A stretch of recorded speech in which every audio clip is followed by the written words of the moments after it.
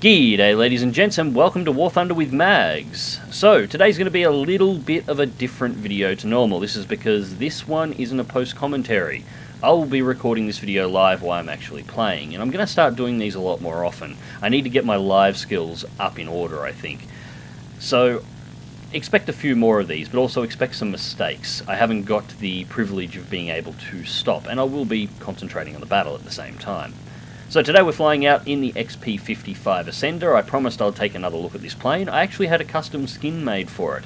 As you can see, we've got the custom XP55 Devastator skin, created by Raptor Attack, the guy who did the skin the last XP55 video I did.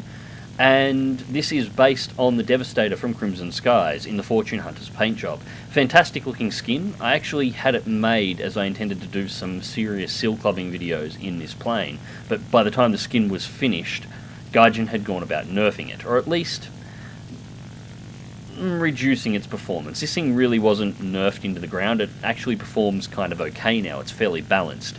It's just lost its insane levels of energy retention that it had, that it never should have had in the first place. Anyways, I'm just skirting the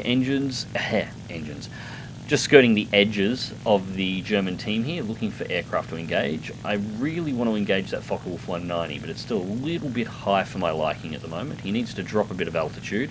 It looks like most of the German team is down on the deck. The Ju-87 can be forgiven for that, but what's a P-47 and a Focke-Wulf 190 doing down there? I have no idea. I'm also curious. I haven't been looking at War Thunder in the last week. Has there been a sale on the P-47? Because I've been seeing even more than normal coming out. At this point, Germany is deploying more P-47s into battle than the Americans are, which is pretty insane considering American pilots spam the hell out of that plane for obvious reasons. It is severely under-tiered in comparison to its performance. God, they're all down there. I gotta deal with this Focke-Wulf 190 as fast as I can and get down there and get into that. So, let's see what we can do about that. I have noticed it's a little bit rocky on the turns now too. It's not quite as smooth as it once was.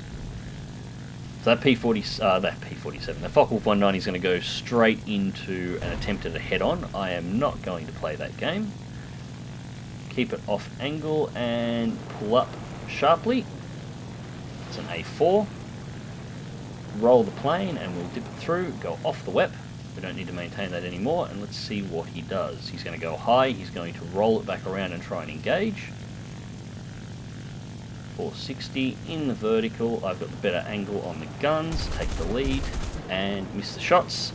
Tip it again, second shot, miss again. Continue through 270, I can go to combat flaps, roll back on the A4.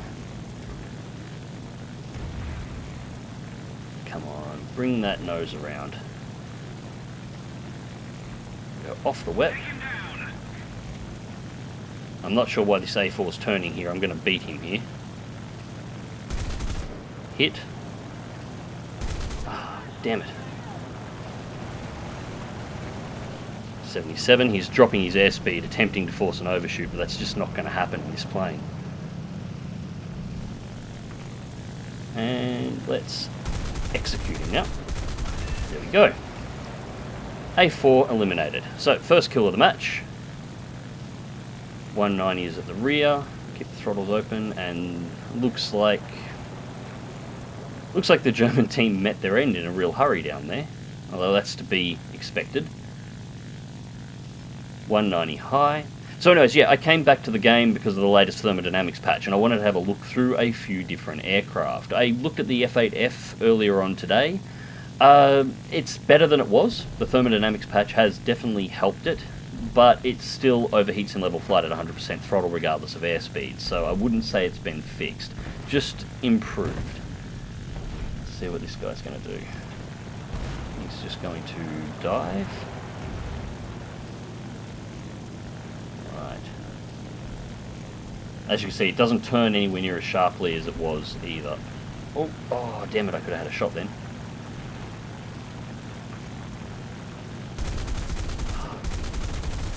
Oh, got a good hit to the right wing. We'll throttle it back down.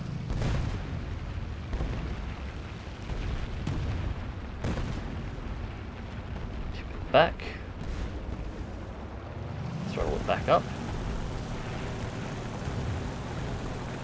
He did a good job of almost generating an overshoot then, I'll give him that much.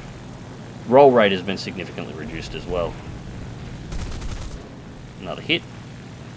And I thought that would have killed it. 450 too high for combat flaps. There we go, there's a second kill. Throttle's back to 100. And what do we got? Yeah, this thing's definitely been restrained. Very restrained as to what it was. I'm actually having to work for my kills now, rather than the last time I bought this out where I smashed out 7 kills and it barely required conscious thought. And that's it. Enemy team eliminated. Well, that was a short match. Okay, so not a particularly long match on that one there. Second place for the team, 2 kills, 4, nice round.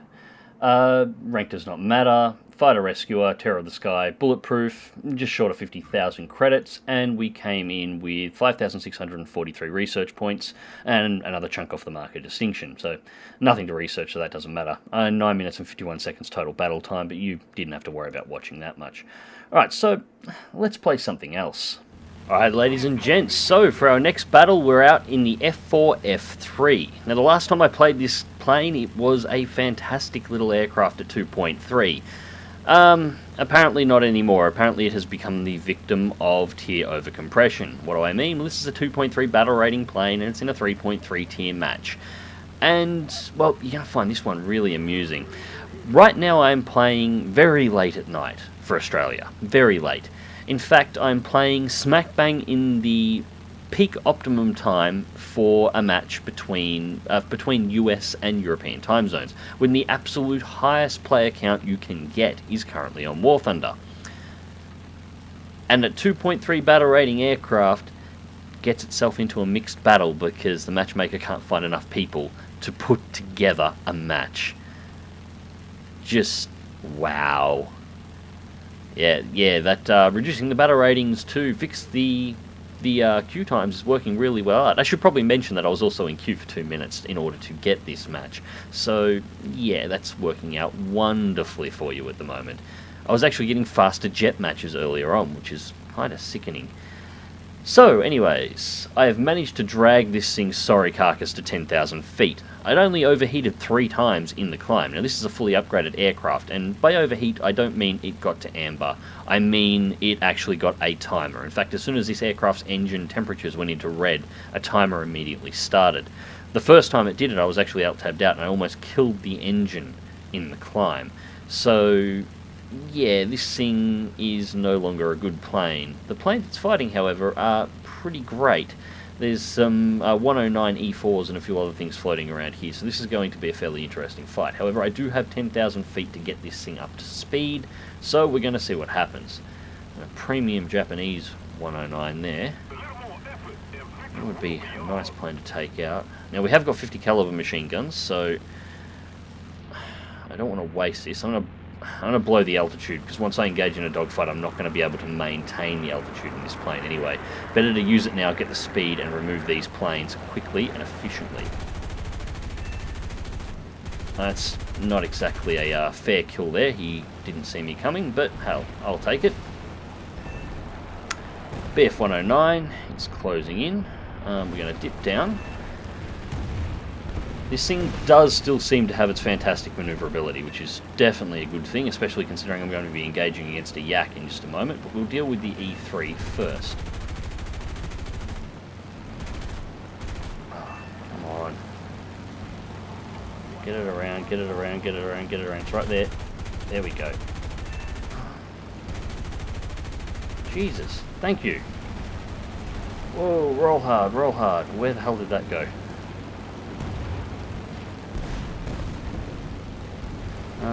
There was a Yak here a second ago. Oh, it was an F4F. Alright, it wasn't a Yak. After all that, its fire went out and it's still flying. You are... God damn it. Die! Thank you. Stay dead. And we got another timer, so that's the 4th timer in this match so far. Thankfully, push the throttles to 0 fixes the problem rather quickly, regardless of how high the engine temps get. But that's still a fairly significant overheating problem. Again, this is after the thermodynamics patch has gone into play, so stuff like that shouldn't probably be happening. But, of course, it does, because thermodynamics wasn't the overarching problem inside a War Thunder. Oh, it was. It was part of the issue. But a lot of the planes' overheating problems are actually a direct issue of their individual thermodynamics actually being modelled incorrectly. Fixing the overarching stuff will help, but unless the individual aircraft are addressed, this problem will not go away. Planes that shouldn't be overheating will continue to do so. Now, if we get this Ju-87, nobody else seems to be moving on that, although turning in on that SB-2M is... Actually, that SB-2M... No, we're outrunning him. That's okay. Oh, can I get there before the MiG-3? Come on, we got to take him from the MiG-3. It's a D as well. Not enough. Oh, it's only a D3, not a D5. Here I was thinking I might have a problem. My only problem at the moment is I'm not particularly shooting well.